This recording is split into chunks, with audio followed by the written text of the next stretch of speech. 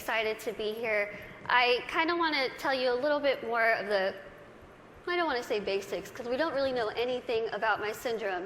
I was born with this very, very rare syndrome that only 2 other people in the world, including myself, that we know of, have. Basically, what this syndrome causes is that I cannot gain weight. Yes, it does sound as good as it is. I could eat absolutely whatever I want, whenever I want, and I won't really gain any weight. I'm going to be 25 in March, and I've never weighed over about 64 pounds my entire life.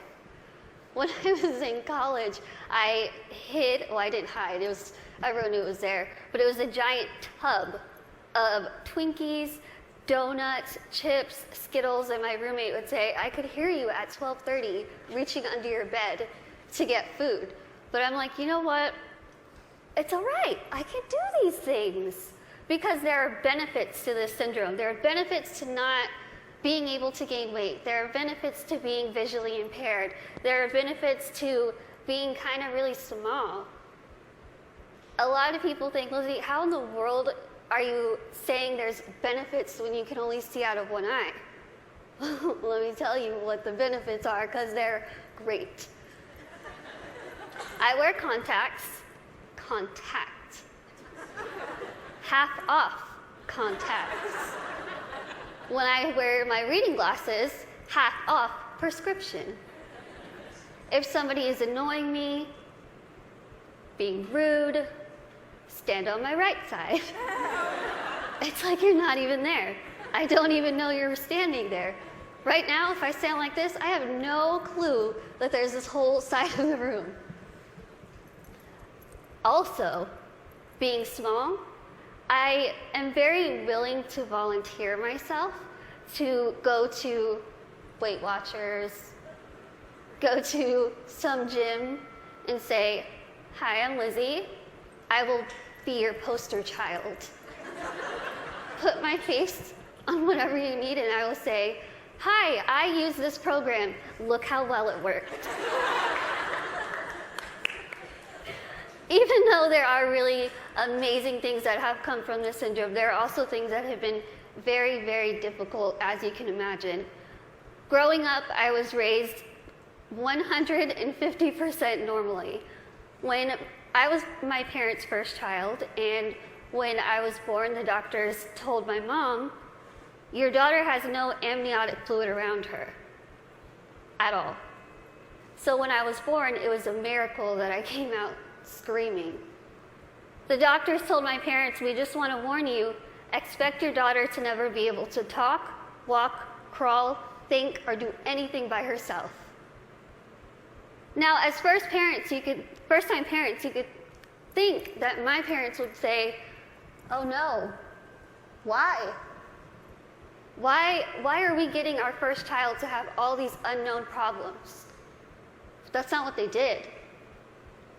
The first thing they told the doctor was, we want to see her, and we are going to take her home and love her and raise her to the best of our abilities. And that's what they did. I credit pretty much everything that I've done in my life to my parents. My dad is here with me today, and my mom is at home watching. Hi, Mom. She's recovering from a surgery, and she has been the glue that's held our family together and giving me the strength to see that she's going through so much, but she has this fighting spirit that she's instilled in me, that I have so proudly been able to stand in front of people and say, you know what, I've had a really difficult life, but that's okay. That's okay. Things have been scary, things have been tough. One of the biggest things that I had to deal with growing up was something that I'm pretty sure every single one of us in this room has dealt with before. Can you guess what that is? Starts with a B. Can you guys guess it? Boys. Bullying. I know what y'all are thinking. I should have come. Why couldn't I sit here with them?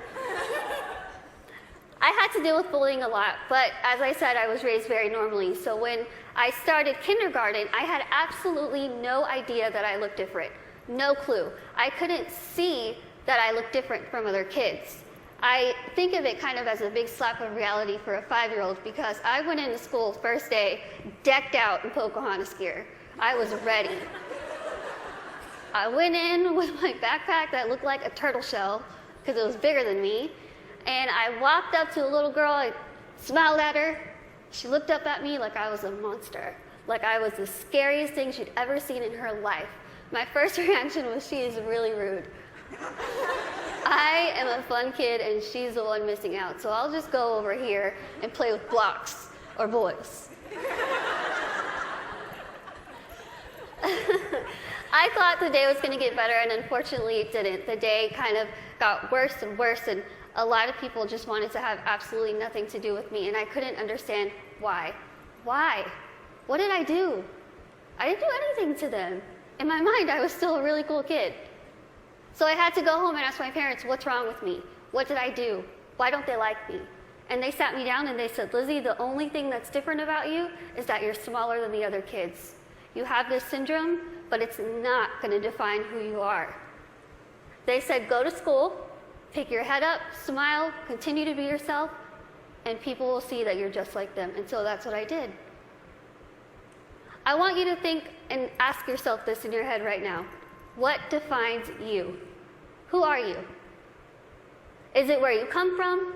Is it your background? Is it your friends? What is it? What defines who you are as a person? It's taken me a very long time to figure out what defines me. For so long, I thought what defined me was my outer appearance. I thought that my little tiny legs and my little arms and my little face was ugly. I thought it was disgusting. I hated when I would wake up in the morning and I was going to middle school and looking in the mirror, getting ready and thinking, can I just scrub this syndrome off? It would make my life so much easier if I could just scrub it off. I could look like the other kids. I wouldn't have to buy clothes that had Dora the Explorer on it. I wouldn't have to buy stuff that was bedazzled when I was trying to be like the cool kids. I would wish and pray and hope and do whatever I could to pray that I would wake up in the morning and I would be different and I wouldn't have to deal with these struggles. It's what I wanted every single day, and every single day I was disappointed. I have an amazing, amazing support system around me who never pity me, who are there to pick me up if I'm sad, who are there to laugh with me during the good times, and they taught me that even though I have this syndrome, even though things are hard, I can't let that define me. My life was put into my hands, just like your lives are put into yours. You are the person in the front seat of your car. You are the one who decides whether your car goes down a bad path or a good path. You are the one that decides what defines you. And let me tell you, it could be really hard to figure out what defines you. Because there are times where I would just get so annoyed and frustrated, and I don't care what defines me. When I was in high school, I found a video, unfortunately, that somebody posted of me, labeling me the world's ugliest woman. There were over 4 million views to this video, 8 seconds long, no sound, thousands of comments. People saying, Lizzie, please just do the world a favor, put a gun to your head and kill yourself. Think about that. If people told you that, strangers told you this. I cried my eyes out, of course, and I was ready to kind of fight back, and something kind of clicked in my head, and I thought, I'm just going to leave it alone. I kind of started realizing that my life is in my hands. I could either choose to make this really good, or I can choose to make this really bad. I could either be grateful and open my eyes and realize the things that I do have and make those the things that define me. I can't see out of one eye, but I can see out of the other. I might get sick a lot, but I have really nice hair. Thanks. You guys are like the best little section right here. I lose my train of thought. Okay, where was I? Hair. Okay, thank you. Okay, so I could either choose to be happy or I could choose to kind of be upset with what I have and still kind of complain about it. But then I started realizing, am I going to let the people who called me a monster define me? Am I going to let the people who said kill it with fire define me? No. I'm going to let my goals and my success and my accomplishments be the things that define me, not my outer appearance, not the fact that I'm visually impaired, not the fact that I have this syndrome that nobody knows what it is. So I told myself I'm going to work my butt off and do whatever I could to make myself better, because in my mind, the best way that I could get back at all those people who made fun of me, who teased me, who called me ugly, who called me a monster, was to make myself better and to show them, you know what? Tell me those negative things, I'm going to turn them around, and I'm going to use them as a ladder to climb up to my goals. That's what I did. I told myself I wanted to be a motivational speaker, I want to write a book, graduate college, have my own family, my own career. 8 years later, I'm standing in front of you, still doing motivational speaking. First thing, I accomplished it. I wanted to write a book.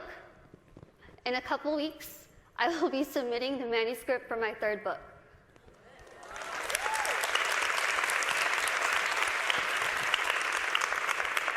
I wanted to graduate college, and I just finished college.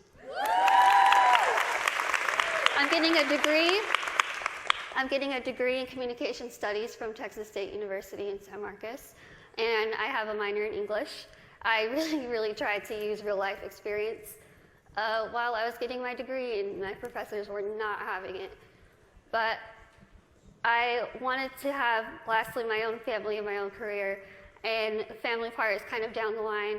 My career part, I feel like I'm really doing well with it, considering the fact that when I decided I wanted to be a motivational speaker, I went home, I sat in front of my laptop, went to Google, typed in how to be a motivational speaker.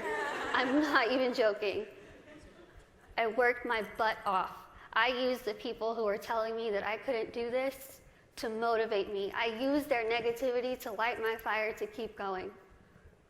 Use that. Use that. Use that negativity that you have in your life to make yourself better, because I guarantee you, you will win.